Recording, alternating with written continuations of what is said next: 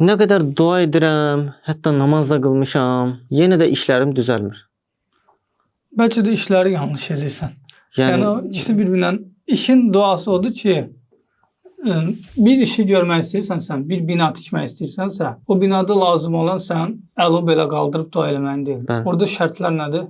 Çertyoyu düzürsən, kərpiz, o materialda hər şey. Düzgün bir şəkildə əməl eləməlisən də binanın təməlini qoymağa. Orada sənin duan odur. Və yaxud bir ağac əkirsənsə, orada sənin duan onun dibinə su verməkdir, dibin belləməkdir. O şəkil. Dua orada odur. Ola bilər sənin işlərini düz gətirmir dediyin işdə də o işin yolu nədir, üsulu nədir, onu əməl eləmirsən. Və dua ilə də onun əlaqəsi yenə də deyirəm, bu Allaha dua eləməklə, ibadətlə də onun əlaqəsi yoxdur. İbadət bizim birinci vəzifəmizdir kainatda. Digər şeylər də bizim ikinci vəzifəmizdir. Bu hər vəzifə öz yerindədir. Yəni sən dua vəzifəni ona qarışdıra bilməzsən.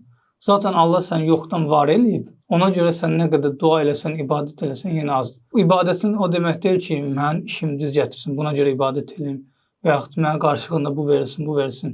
Sən zaten Allah yoxdan var eləyib, bu qədər nemətlər ihsan edib, bu qədər əzəmətli Allahdır. Sən ona baxıb namazla, məsələn, ibadətlə o heyrətini ifadə edirsən, o şükrünü ifadə edirsən bir növ. Dua budur, ibadət budur. O işin duası yenə də deyirəm, onun şərtlərinə əməl eləməkdir.